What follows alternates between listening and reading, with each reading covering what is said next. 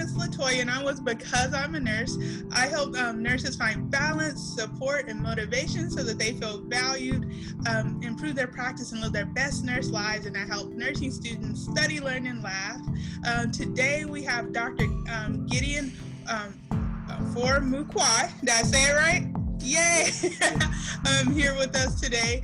He is an award-winning speaker. He is also the author of the bestselling The Science of Story Selling, which was a bestseller in 3 categories on Amazon in 2015. He has also been featured in the Boston Globe, the Wall Street Journal, and also numerous publications in, I believe, Singapore, South Africa, and France. Over the past 15 years, he's presented his method to executives at the Social Security Administration, the Veterans Administration, and the Society of Engineers, as well as numerous other places. He is also the creator of the DNA method, right, which is he combines art and storytelling, which is pretty awesome. He's also presented in 31 states in the United States, and he has presented in 20 countries, including Asia, including countries in Asia, Africa, whereas Europe and the Middle East. Did I get it right? You got it right. Yeah, right. So yeah, and he has a doctorate in education, right? That's right. And you have another certification that is a CEM. Yeah, that's Certified Emergency Manager. That's what my roots before I got into education. Yeah, and awesome. And then there's another cool thing about Gideon is that he also was a firefighter at one point, right? Yes, I was a firefighter. Yeah, so really awesome. So we're really excited to have him here with us today so he can teach us how to use the art of storytelling in order to power through interviews. So I'm really excited. So we'll get into it. I think one of the first questions I have for you is, what is a story? We are all used to listening to them growing up, but what actually is a story? A story, that's a very interesting question.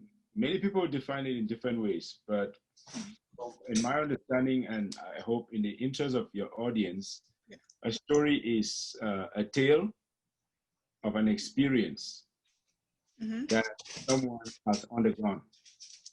And they're telling it or recreating that experience in a way that allows the other person or the audience to benefit or to learn from what they went through. In other words, if I experience failure at kayaking, river with waterfalls and rapids, I share that experience with you.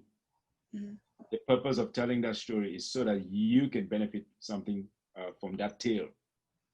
In like manner, if let's say you're a nurse, you made one mistake using a particular procedure, you can share that experience with someone else so that they can learn from your mistake and don't fall into the same situation that you encountered. Yeah, absolutely. That's pretty awesome. So I think the next question is, what happens in our brain when we hear a good story? Interesting question. When I started learning about storytelling, it was always about the art of storytelling, which means how do you do it? How do you get the message out in a way that it is fascinating? But along the way, in fact, I started learning about storytelling in 2003 when I was working in Asia. And I wanted to help my firefighters to do a better job of learning new technologies, of learning new processes that we implemented with respect to areas like firefighting in a very, very urban landscape, or maybe using examples of stories on how to face chemical, biological, radiological incidents. So I started to learn stories so that I can help my firefighters to do a better job. Oh, that's amazing. Yes, but later on, I realized that there is the world of neuroscience they have been studying what happens in the human brain when someone is telling a story.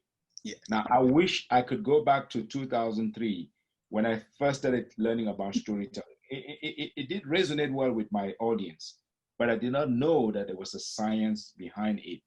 So it took me many, many years, I think around 2010 or so, before I started to realize there's a world beyond the art. So what happens when you're telling a story in the brain of someone is the brain lights up, the brain comes alive. What is causing that is the choice of words that you're using, the experience that you are narrating, the anecdotes that you're using. They are conveying an experience from the teller to the audience. But it turns out that the people that use scientific tools like fMRI machines or MRI machines have found out that the brains come alive when we're using story. And it turns out not just the brain of the teller, but also the brain of the listener. So I would say in summary that what happens when you're telling a story is that the brain comes alive. The various regions of the brain, the regions that have to do with sense of smell, sense of taste, sense of darkness, fear, and all of that, they all come alive and they manifest themselves in a way that is very, very compelling. That's why that's why we all need to tell good stories. Nurses need to go tell good stories because when they go in for an interview, they want to be able to draw the interviewers into their own world. Yes. And share an experience that allows the interviewer to say, you know what? I think this particular RN she gets it or he gets it. And therefore, this should be the person that I hire. Why? Because they've succeeded in getting into the mind of that interviewer with their story in a very peculiar way, and it makes them to come away unforgettable. I am all about using stories that help us to be unforgettable. So not just telling a story for its sake, but telling stories that would stimulate the other person's interest in you as the potential employee, in you as a business person, or in you as an expert in a particular area. Awesome. Okay, so since we're nurses, we'll nerd out a little bit. Can you tell us about neural coupling, cortisol, oxytocin, and dopamine? We know that those things can create connections via storytelling in the interview setting. So can you kind of tell us how those work when we tell a story? Okay. So let's say you're going for an interview and you're wondering, what kind of story should I choose? First, I like to highlight or re-emphasize the fact that the stories that you choose to tell should ideally be stories that could potentially be of interest to the interviewer, not just Good you. Point. Good point. You're not just telling a story for entertainment, but you're sizing up. You are reading the job description very carefully and asking yourself, what experiences have I had that relate to what is on the what is on the job description that you're applying for? Yes. So when you're sitting in there, remember that every interviewer is human. You're human, and humans are hardwired to enjoy story. Yes. You don't need to tell them that it's a story as an adult. I want to make this very important. I want to make this very clear. Mm-hmm. Share with them, tell them that I want to share an experience. That's a good word. Adult brains have been reconfigured in some ways not to appreciate story very much. Yeah. So you would say, I had an experience that I feel is compelling and relates to this question that you're asking me. I like that. Yeah. So say it's an experience, say it's something that happened to me, or it is a very worthwhile lesson that I learned, then jump into your story that you've carefully prepared. Mm-hmm. You have rehearsed it. You have tried and tested it, then you tell. Here's what happens when you tell. The brain of the teller and the brain of the receiver or the interviewer undergoes what they call neural coupling. That Mhm. means if you were to expose those brains to fMRI machines, they could see what's happening in the brain. You'll realize that the same regions of the brain of the teller Mhm. and the listener, the same regions of the brain are activated. In Oh. other words, there's a sort of an invisible neural coupling that happens Oh. when stories are being told. So that's why we need to optimize, we need to maximize that experience when we tell. Mhm. I would say ideally, a story in an interview setting should not be more than 2 minutes or so, or 3 minutes maximum. Keep it short, keep it sharp. You should have practiced it, you should have tested it, you should have known how long it would last. So there's neural coupling. There's cortisol, which is a neurochemical that is stimulates a little bit of fear, a little bit of it gets everyone to pay close attention. It could even it could cause people to express anxiety or uncertainty, but at the Mhm. same time, it helps to focus the Mhm. mind of the listener. So if Mhm. I talked about an experience in which I was kidnapped at work, say, can you believe that I was kidnapped at Mhm. work? That is obviously going to get the attention of the other party because the brain of the other party is going to interpret it like, oh my goodness, Yeah. OMG, how Yeah. did you get out of that? Yeah. So stories that come with a little bit of a stressor, the cortisol gets stimulated and they focus the attention of the other person in listening and to understand how the things get resolved. Mhm. So cortisol is one of them. Oxytocin, on the other hand, is the opposite of that in the sense that it builds trust. So if let's say you want to share an experience at work, let's say you work at a retirement home Mhm. whereby there was a case of COVID reported and everybody got to run away and they never came back to work. Yeah. You were the only one that went to work the next day until 2 weeks later before other people returned. So you can share that experience, which is like a difficult experience that you went through. Mhm. Somebody's going to be asking themselves, how did you survive that? How did you overcome that? Mhm. And by sharing such a story, you're increasing your level of trust. Why is that important? Because we know that the oxytocin, which the neuroscientists have studied, they find out that it is a chemical. It's a bonding chemical of the brain, and it allows you as a storyteller, it allows you as a nurse or a professional to share experiences in which you've undergone trial and you succeeded in overcoming those trials. You Yeah. succeeded in coming out on the other side, not ruffled, or maybe even if you're ruffled, but at least you're still collected and you're saying, you know what, I'm still going to go after my goal, Yeah. because then you point to your audience that I am not a quitter, I am a doer, I am Yeah. somebody that can stick with an operation and go all through it. So there are a number of different neurotoxins, Mhm. neurochemicals that get stimulated when we tell a story, but I just wanted to highlight those two. There are others like you have others that have to do with dopamine, which Mhm. is pretty good at the end of the story. Maybe the happily ever after Oh effect. yeah. In Hollywood movies, they often end with a scene in which there's happiness, there's jubilation. That is good. What are they trying to acquire with that?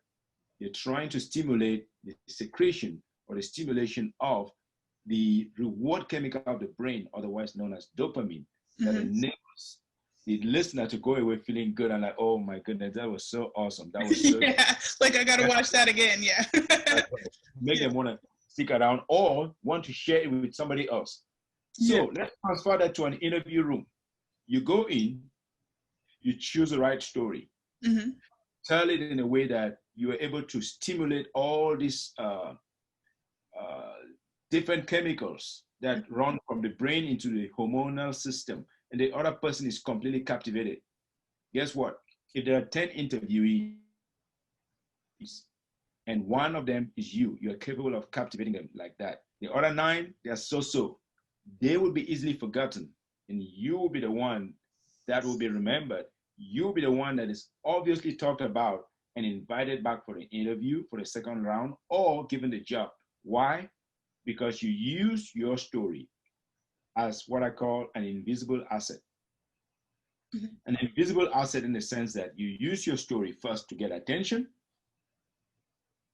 Secondly, you use your story to plant ideas. The S stands for ideas, or sowing seeds in the minds of the listener. The second S stands for stimulating interest. So Mhm. they want to know more from you. They want to say, I think this guy has more in stock. I think this lady has more in stock. If we hire her, there's a high chance that she'll be able to contribute more to our organization. You Yeah. could tell from the stories that he or she shared that they have a lot of competence. And the T, the E in that asset, invisible asset, the E is emotional connection, Mhm. education, Mhm. and to some extent, a little bit of entertainment. Yeah. If you have the mastery of the skill, it's okay to make the interviewers laugh. Guess what? If you're the only person that succeeded in getting them to laugh or to cry at the same time, you have just created what they call an episodic moment. And that engenders more trust. So the T there stands for trust.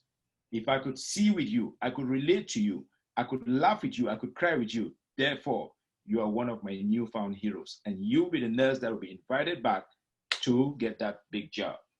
So that's why I say that. I love it. This is so good, Gideon. Okay, so I Awesome. think you just told us my next question, which was what makes a good story, and I think you just told us that. So what tell us about the types of stories, because I know that there are like different types of stories. That's right. There are different types of stories. And I bet you, if you study any of the experts out there, you realize that they all have all kinds of classifications, Yeah. all types of Yeah. classifications. And I, having been studying this since 2003, I only started teaching it after 2008. Mm-hmm. From 2003 to 2008, I was studying it just for myself Yes.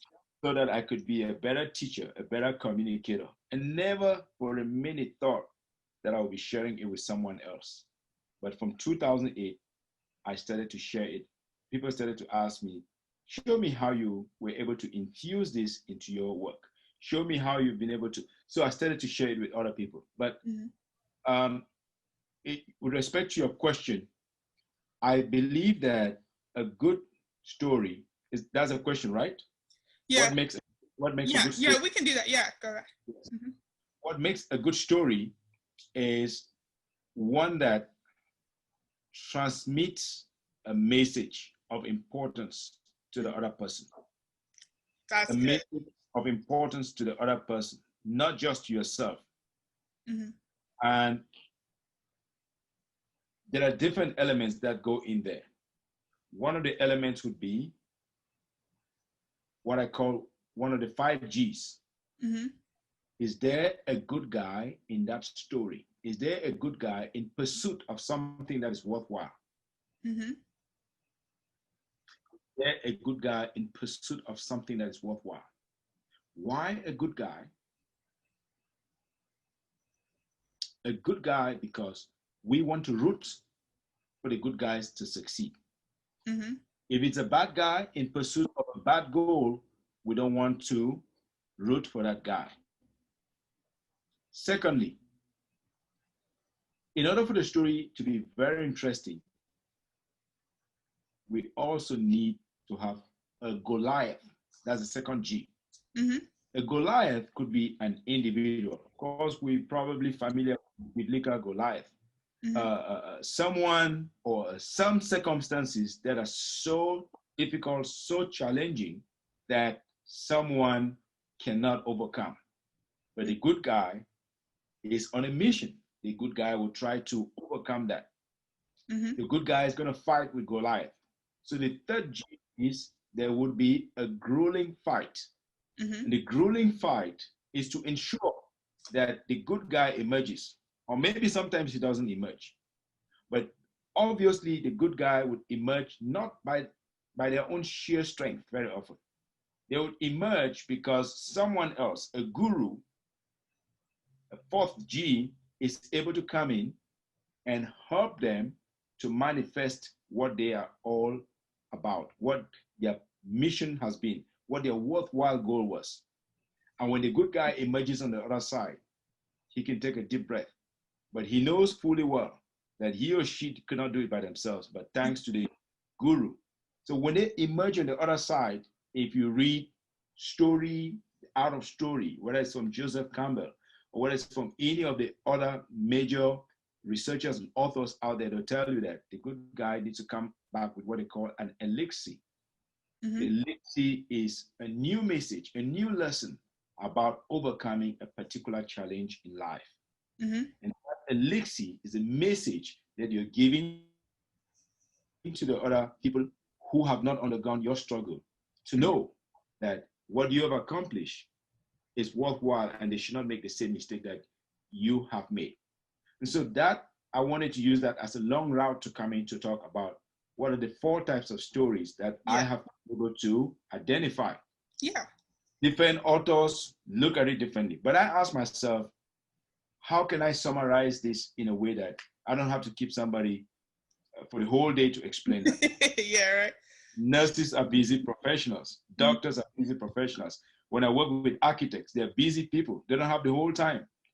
So first type of story that we should tell is a magnetic story. Mm-hmm.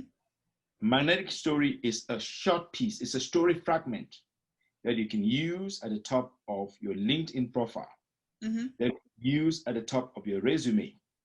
Something that sparks interest, something that sparks curiosity. Mm-hmm. It gets people asking, what is that all about? Or tell me a little bit more. Yes. Magnetic story. I'll give you an example from a major brand that could help you to maybe relate to this. Now, you can now break it down at your own personal level.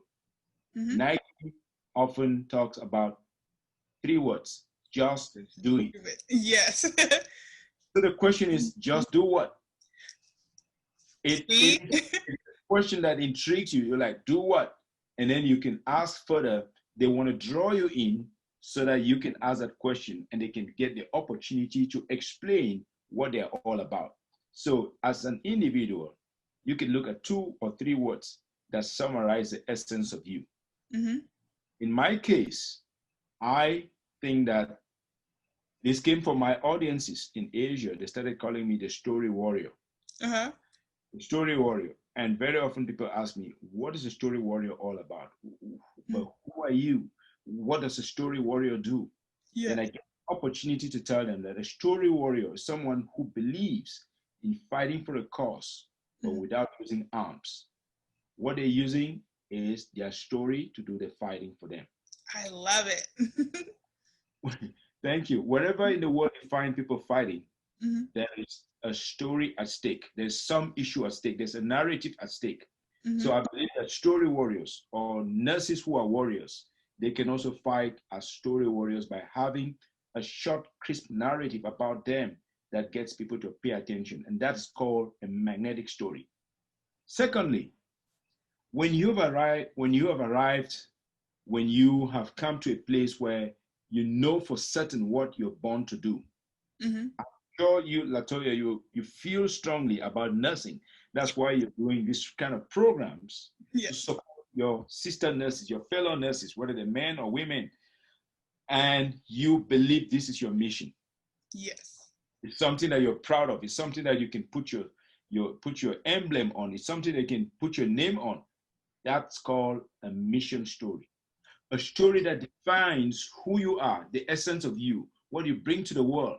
So now I see you as someone who represents nurses, but not just that, but someone on a mission just because I am a nurse. Yes. I am not just going to be a nurse, but I'm also going to be an educator. So that's what you're doing. You're bringing programs that help your fellow professionals to learn new tricks of the trade to continue to benefit and grow professionally. So that's a mission story. We can design a mission story just about who you are, what you're doing beyond nursing. And that makes you to stand out.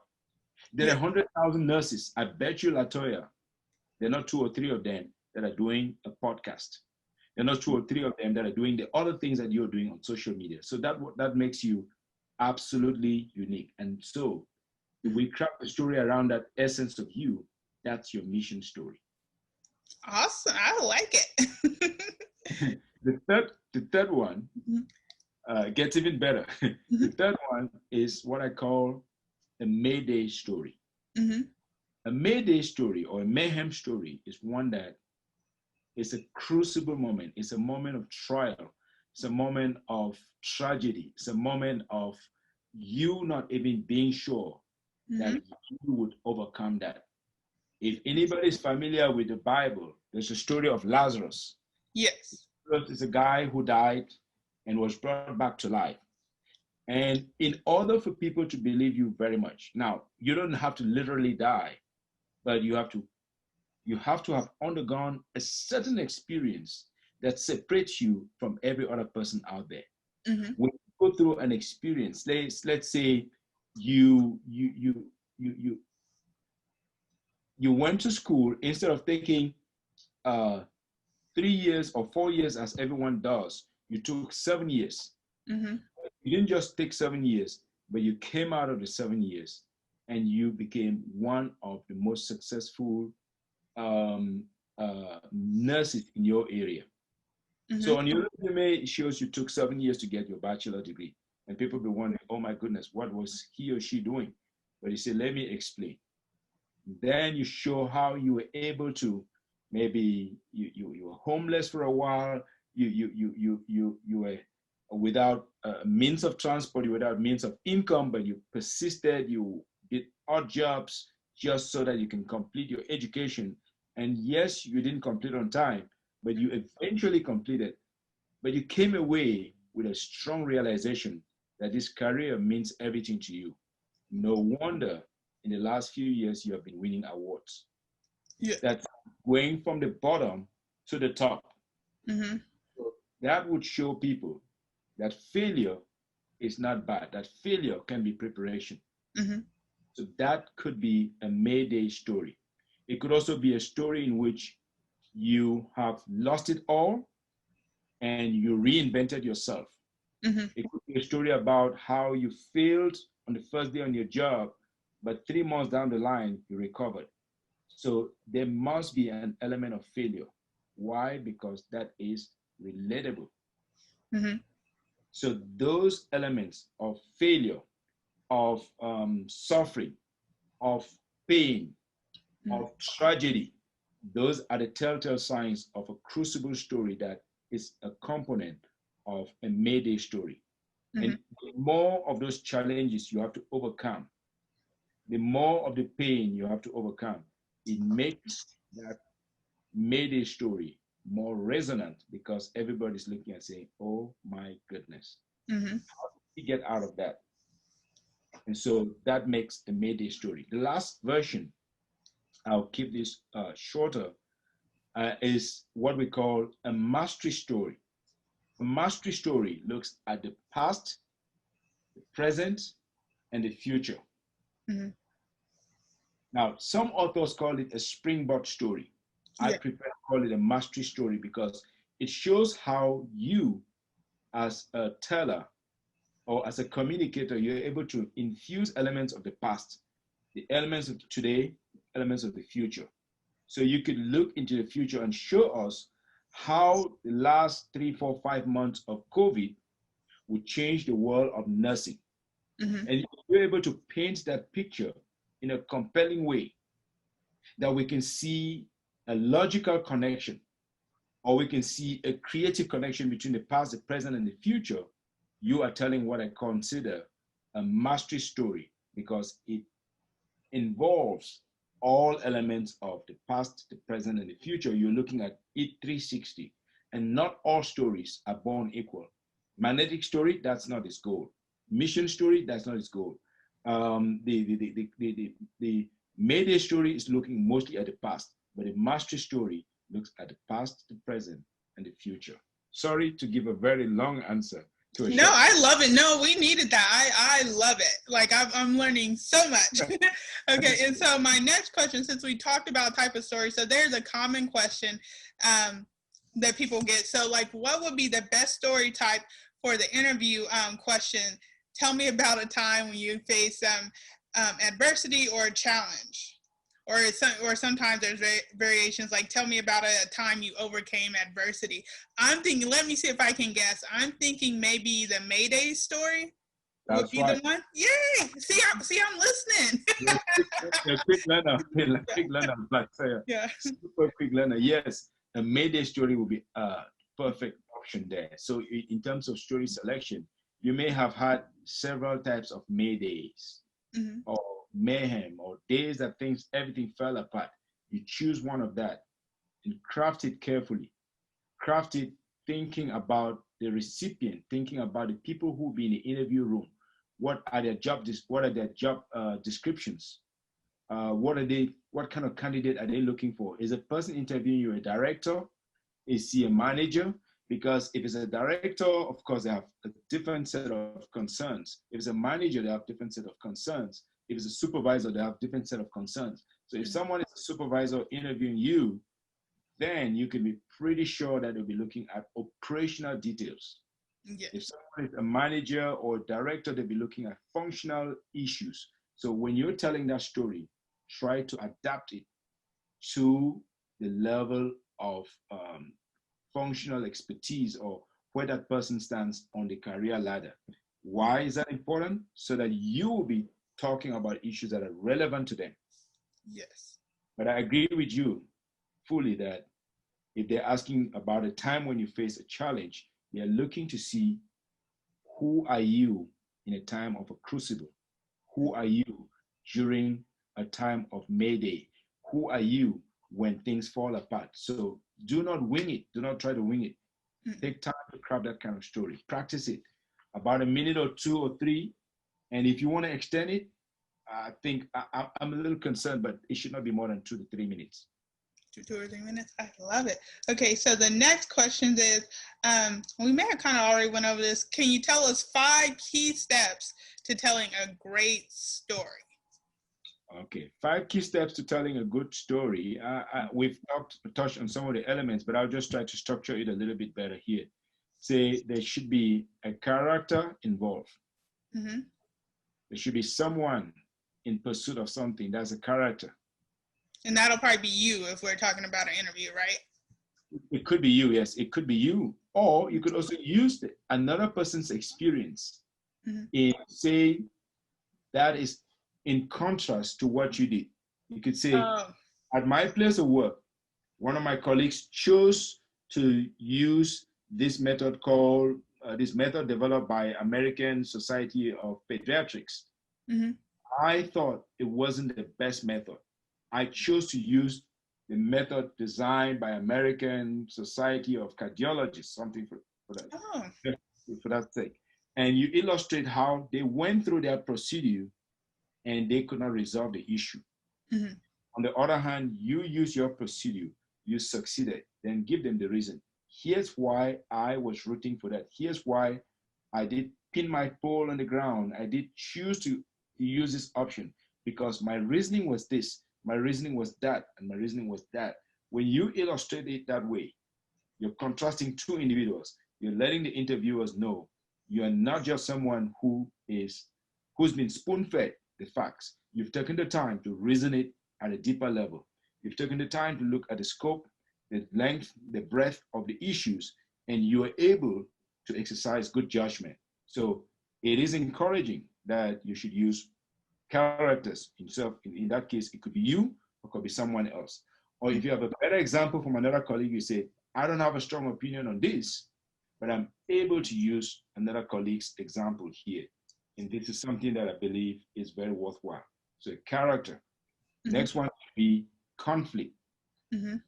Conflict is in reference to the good guy with a goal. The good guy with a goal has to fight with Goliath. Mm-hmm. Okay, so Goliath is not going to make it easy. So what were the circumstances that you had to overcome? Some years ago, I was coaching a gentleman who was looking for a job in Silicon Valley. It was a job that's $250,000 a Wow. year. And he came to me with his resume. I looked at it and I thought this guy was very, very highly accomplished. But when I said to him, how are you going to discuss or how are you going to convert this resume into conversations, into Yes. storied conversations when you get into the interview? He really struggled with that. Mm-hmm. And very often he was naming things just like in bullet point. Yeah. He said, I did this, I did that, I did that. I said to him, all of those points are important. However, they don't create a narrative in the mind of the listener. Yes. So the character needs to go through a conflict. And the conflict is what I help you to craft the conflict in the form of a narrative. Mm-hmm. I gave examples. I said, my colleagues had tried method X. Mm-hmm. Method X failed. Mm-hmm. Another colleague tried method Y, and method Y failed woefully. We were losing money. Our team was in disarray. People were not agreeing. So I was having sleepless nights because I was new on this project. However, I took some time, stepped back, and sought advice from some other people. And I realized that method Z was probably a little bit better.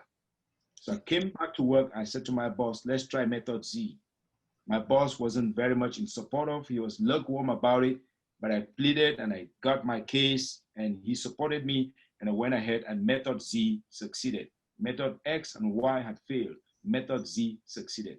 What you have done there is you have succeeded in turning the bullet points into a narrative. And the Mm-hmm. brain remembers narratives better than it remembers bullet points. And to be a little bit more scientific here, when you list out things during an interview, say, I did X, I did Y, I did Z, the part of the brain that analyzes that is called the Broca and Vinegar's part of the brain, which is very good in handling logic, is very good in handling language processing, Mm-hmm. but it's not very good in handling emotionally charged elements. Mm-hmm. So if you want to be remembered, use elements of story that trigger emotional connection. Mm-hmm. Pain is one aspect, fear is one aspect, anxiety is one aspect, overcoming is one aspect that people would connect to more. So a narrative would do a better job. So we talked about characters, conflict. Okay, the next one is chasm. Mm-hmm. The chasm is a gap that Mm-hmm. we need to cross. The chasm is a gap that maybe nobody's crossed. That gap is dangerous. Yes. That gap is fearful. Nobody wants to go through that chasm at all. However, someone, a commando, would be willing to crawl through that gap. So the fourth element is a commando. That commando could be you. The Mm-hmm. commando is willing to crawl through the chasm to get onto the other side. So the commando gets into the chasm, crawls through it, and experiences a lot of fear, experiences a lot of drama, experiences a lot of uncertainty, tragedy, maybe almost dies, but emerges on the other side.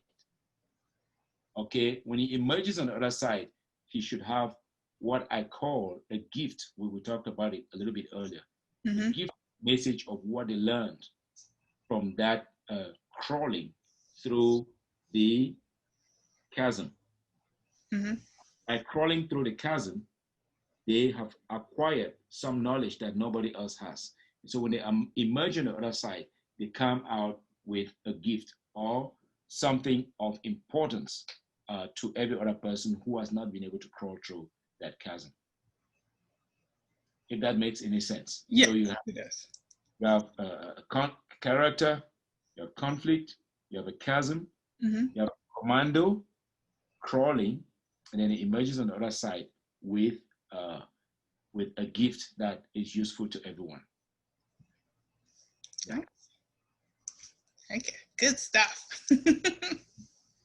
Okay. Is there anything else that you want to add about stories that we've missed or that you think is really important? Oh, it's important to maybe think about what I call the empathy gap. Mm-hmm.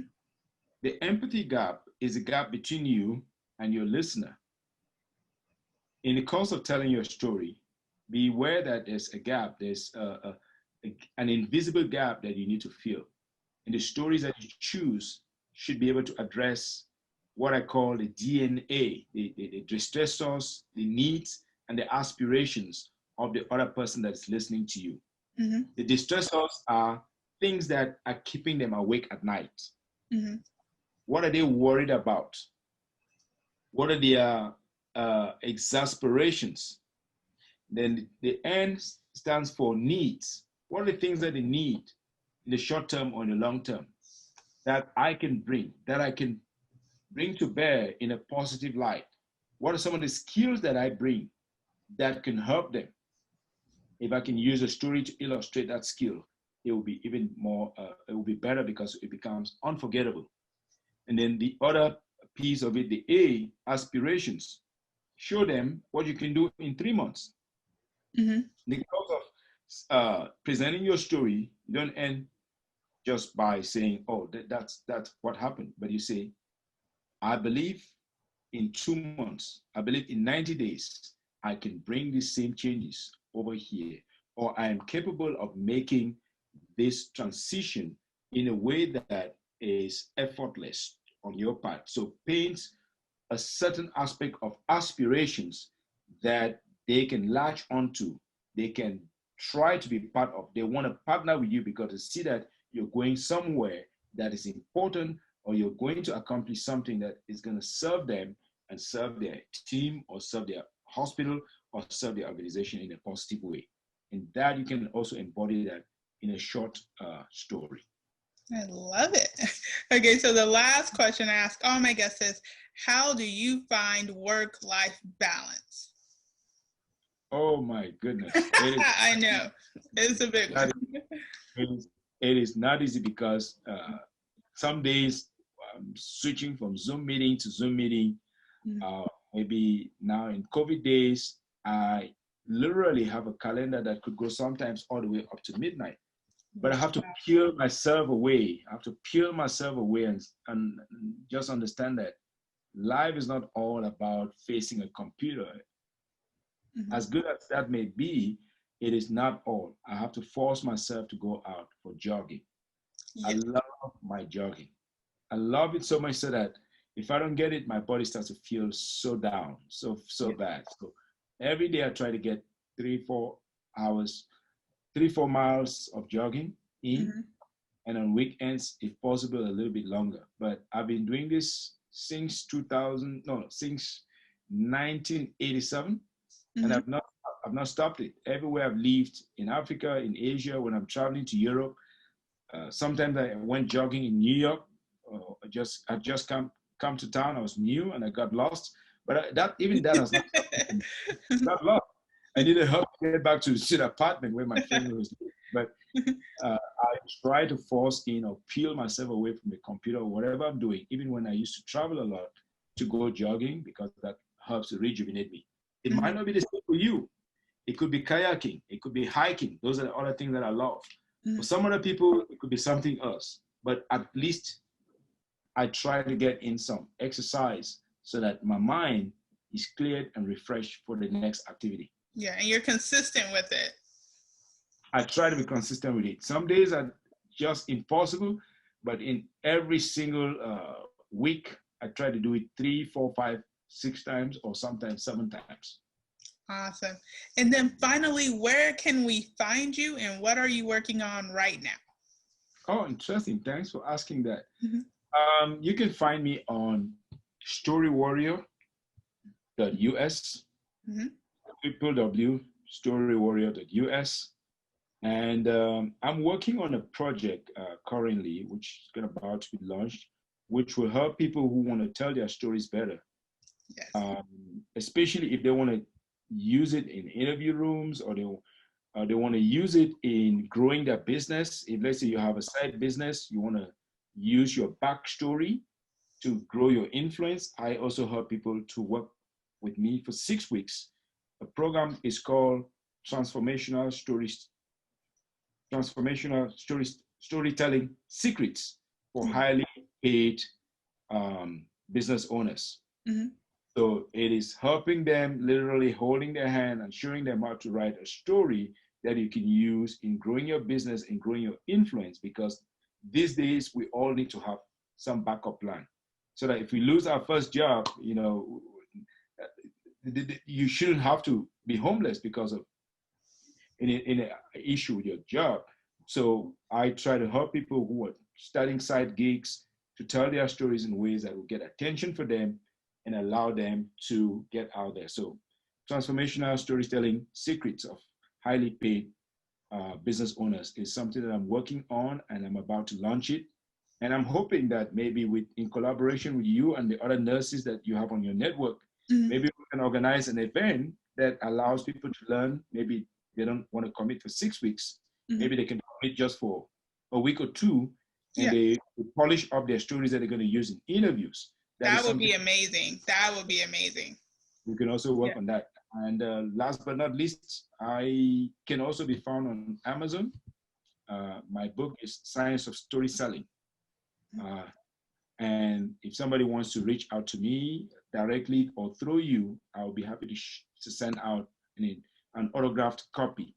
Oh, and yes. I would absorb the shipping charges. Okay.